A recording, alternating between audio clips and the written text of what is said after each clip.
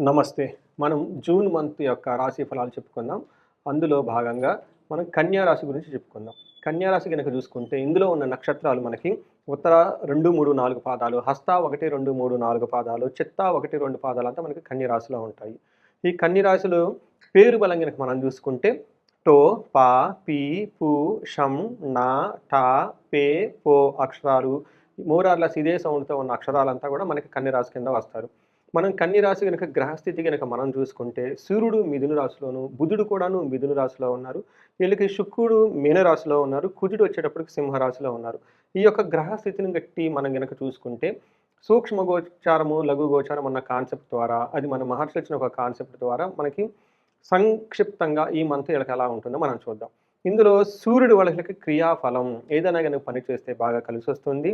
తర్వాత మనకి కుజుడు 12వ ఇంట్లో ఉండటం వల్ల రోగాలు లేదంటే రోగం వచ్చిన వాళ్ళ ద్వారా కొంచెం ఇబ్బందులు పడే అవకాశం ఎక్కువగా ఉంటుంది. బుధుడు 10వ ఇంట్లో ఉండటం వల్ల శేష సౌఖ్యం అంటారు.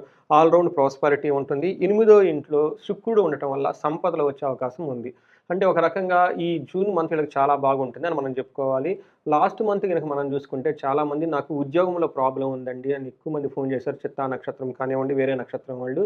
సో కొంచెం లాస్ట్ ఇయర్ అంతా కూడా ఒక రకంగా వీళ్ళకి జాబ్‌లో బాగా స్ట్రెస్ అయ్యి ఉండొచ్చు. లాస్ట్ 3, 4 మంత్స్ జాబ్‌లో కొంచెం విపరీతంగా ప్రాబ్లమ్స్ అయ్యి ఖచ్చితంగా అయితే ఫేస్ చేసి ఉండొచ్చు. కానీ జూన్ మంత్‌లో వీళ్ళకి చాలా చాలా రిలీఫ్ వస్తుంది. 2 మేజర్ కారణాలు. ఒకటి గురువు మే 14 తర్వాత గురువు మారటం వల్ల వీళ్ళకి భాగ్యస్థానం యాక్టివేట్ అయిపోయి లక్కీగా ఉంటుంది ప్రతిదీ. దానితో పాటు వేరే గ్రహాలు కూడా వీళ్ళకి చాలా చాలా అనుకూలంగా ఉండటంతోటి ఓవరాల్‌గా చాలా బాగుంటుంది జూన్ మంత్ అని మనం అనుకోవాలి. మనం గ్రహం యొక్క స్థితిని బట్టి ఇక గోచారం ప్రకారం ఏ ఏ రిజల్ట్స్ ఇస్తాయి మనం చూసుకుంటే సూర్యుడు వీళ్ళకి 10వ ఇంట్లో ఉండటం వల్ల ఏమవుతుందంటే 10వ ఇంట్లో సూర్యుడు చాలా చక్కటి యోగ్యతను ఇస్తాడు. ఏ విధంగా అంటే మనకి మహర్షుల సంస్కృతిలో ఏం చెప్తారంటే అర్ధసిద్ధి స్వధా ఆరోగ్యం బంధుమిత్ర సమాగమ రాజదర్శన సల్లాపౌ సుసౌఖ్యం దశమే రవౌ అని చెప్తూ ఉంటారు. అంటే ఏ ప్రకారంగా అంటే అర్ధసిద్ధి ఫైనాన్షియల్‌గా ఇంప్రూవ్‌మెంట్ చాలా బాగుంటుంది. సదా ఆరోగ్యం చక్కగా హెల్త్ విషయంలో బాగుంటుంది. బంధువులతోటి, మిత్రులతోటి చక్కగా కలిసుంటారు. రాజదర్శన సల్లాపౌ ఇప్పుడు లాస్ట్ 3 మంత్స్ గనక ఎవరైనా గనక బిజినెస్‌లో కానివ్వండి, కెరియర్‌లో గాని ఇబ్బంది పడుతూ ఉంటే ఈ టైంలో వీళ్ళు చక్కగా మంచి ఒక జాబ్ లాంటిది వచ్చేసి ఆ జాబ్‌లో కూడా ఈళ్ళకన్నా పై బాసులతోటి లేదంటే గవర్నమెంట్ అఫీషియల్‌తోటి, ఉన్నతాధికారులతోటి చక్కగా డీలింగ్ చేసుకొని మీకు కావాల్సిన విధంగా పనులన్నీ చక్కగా చేసుకునే ఒక మంచి అవకాశం ఈ జూన్ మంత్‌లో వస్తుంది. సుసౌఖ్యం ఓవరాల్‌గా గనక చూసుకుంటే సౌఖ్యంగా ఉంటారు. ఇదంతా సూర్యుడు వీళ్ళకి మంచి పాజిటివ్ రిజల్ట్స్ ఇచ్చే అవకాశం ఉంటుంది. అందులోని ప్రొఫెషన్ రిలేటెడ్ మ్యాటర్స్‌లో చాలా చాలా బాగుంటుంది. అయితే వీళ్ళకి 4వ ఇంట్లో దృష్టి ఉండటం వల్ల ఇంటికి సంబంధించిన విషయాల్లో కొంచెం అన్‌కంఫర్ట్‌గా ఫీల్ అయ్యే అవకాశం ఎక్కువగా ఉంటుంది. ఇది కొంచెం గుర్తుపెట్టుకోవాలి బంధువులతోటి, ఇంటికి సంబంధించిన విషయాలతోటి. కుజుడు చూసుకుంటే వీళ్ళకి మిక్స్డ్ రిజల్ట్ ఇస్తూ ఉన్నారనమాట. కుజుడు 12వ ఇంట్లో ఉండటం వల్ల ఇది అంత అనుకూలమైన ఆహ్, పొజిషన్ అయితే కాదు. పర్టిక్యులర్‌గా హెల్త్ రిలేటెడ్ విషయాల్లో చాలా చాలా కేర్‌ఫుల్‌గా ఉండాలి. హాస్పిటల్‌కెళ్ళటం, హాస్పిటలైజేషన్ అవ్వటం, హాస్పిటల్ ద్వారా ఖర్చులవ్వటం అనే అవకాశం చాలా ఎక్కువగా ఉంటుంది.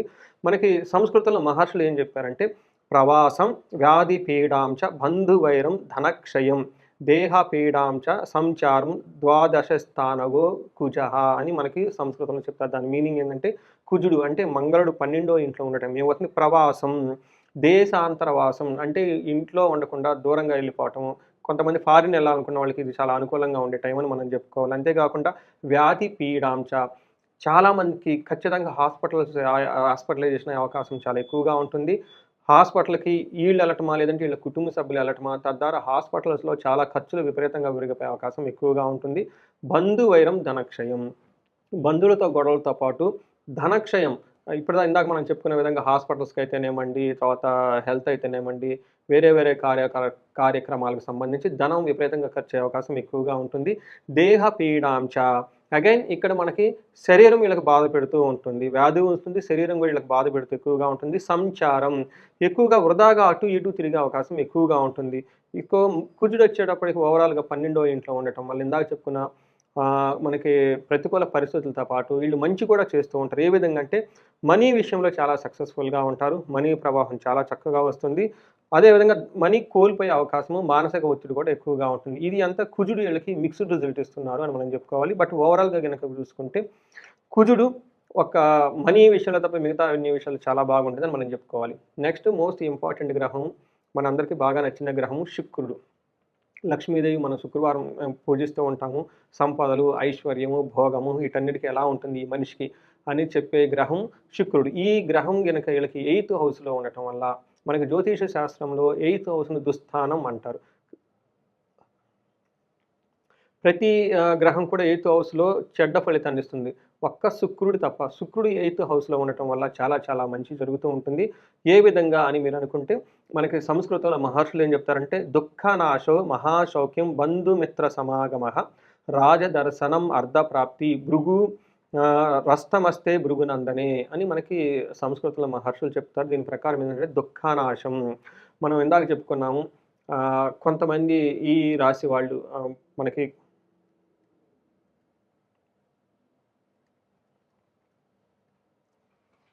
లేదు. రిపీట్. మనం ఇందాక చెప్పుకున్న విధంగా ఈ రాశి వాళ్ళు చాలా ఎక్కువ మంది ఫోనులు చేస్తూ ఉన్నారని చెప్పాను. అందులోను జాబ్ రిలేటెడ్ ప్రాబ్లమ్స్ ఉందని. ఇందులో అయితే ఈ మంత్‌లో యొక్క శుక్రుడి వల్ల వీళ్ళకి చాలా చాలా మంచి జరుగుతూ ఉంటుంది. ఎందుకంటే దుఃఖనాశం మహాసౌఖ్యం.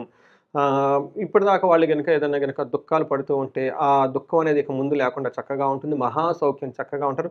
బంధుమిత్ర సమాగమః బంధువులతోటి, మిత్రులతోటి చక్కగా కలిసి ఉంటారు. రాజదర్శనం అర్ధప్రాప్తిం అంటే ఈ టైంలో వీళ్ళ పై అఫీషియల్స్‌ని కలవటము, వాళ్ళ ద్వారా మంచి బెనిఫిట్ పొందటము, రికగ్నైజేషన్ రావటం, గుర్తింపు రావటం ఇవన్నీ ఉంటాయి.